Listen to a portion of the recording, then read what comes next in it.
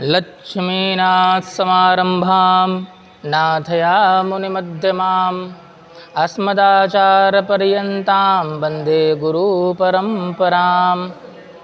ध्यानमूलं गुरुमूर्ति पूजामूलं गुरुपदं मन्त्रमूलं गुरुवाक्यं मोक्षमूलं गुरुकृपा। गुरुर्ब्रह्मा गुरुर्विष्णु गुरुर्देवो महेश्वरा गुरु साक्षात् परब्रह्म तस्मै श्री गुरुवे नमः। तस्मै श्री गुरुवे नमः। श्रीमन्नारायण नारायण नारायण श्रीमन्नारायण नारायण नारायण भजमन्नारायण नारायण नारायण। तो आइए अब हम सब लोग जो हैं कार्तिक मास महात्म्य के 7वें दिन की कथा अर्थात 7वें अध्याय की कथा का श्रवण करते हैं एवं पठन पाठन करते हैं। तो राजा पृथु ने नारद जी से पूछा कि हे देवर्षि, कार्तिक मास में किया जाने वाला प्रमुख व्रत कौन सा है और उसकी क्या विधि है। नारद जी ने कहा कि हे राजन, कार्तिक मास में किया जाने वाला प्रमुख व्रत जो है वो नक्त व्रत है, जो पापनाशक व परम पावन है। यह व्रत सौभाग्यवती स्त्रियों को अवश्य ही करना चाहिए। इस व्रत का विधि विधान जैसा पितामह ब्रह्मा जी ने मुझे बताया था वह सुनो।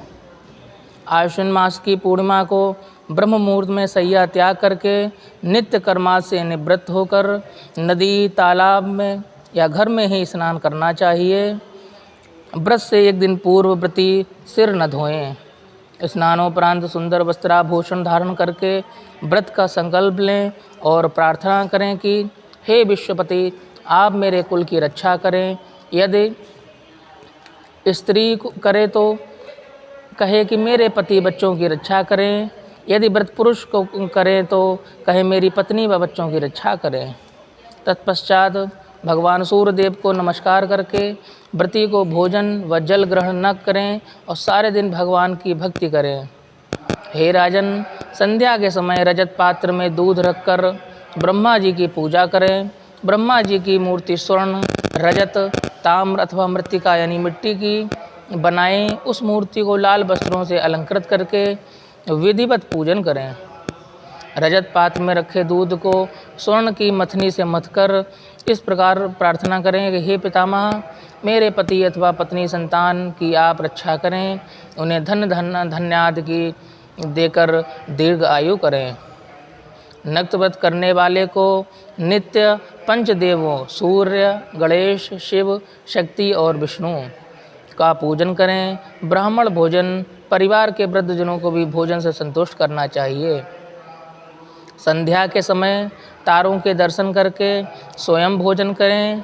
इस व्रत को करने से पापों का शमन होता है, मनोरथ पूर्ण होते हैं और मरणोपरांत मोक्ष की अवश्य प्राप्ति होती है अर्थात वैकुंठ वास होता है। इस दिन ब्रह्मा जी की मूर्ति के सम्मुख कर्पूर जलाने से वृक्षदान का व गोदान का फल प्राप्त होता है।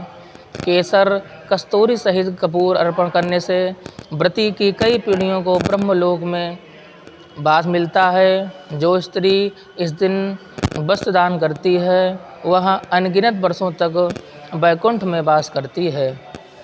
आभूषण, गहने आदि दान करने से उसे ब्रह्मलोक में वास अवश्य मिलता है।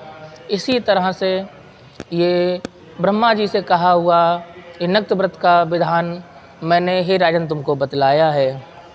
इसी के साथ में 7वें अध्याय की कथा का पठन पाठन यही समाप्त होता है। शेष आगे अगले दिन 8वें अध्याय की अर्थात 8वें अध्याय का पाठ जो है वो कल सुनाया जाएगा।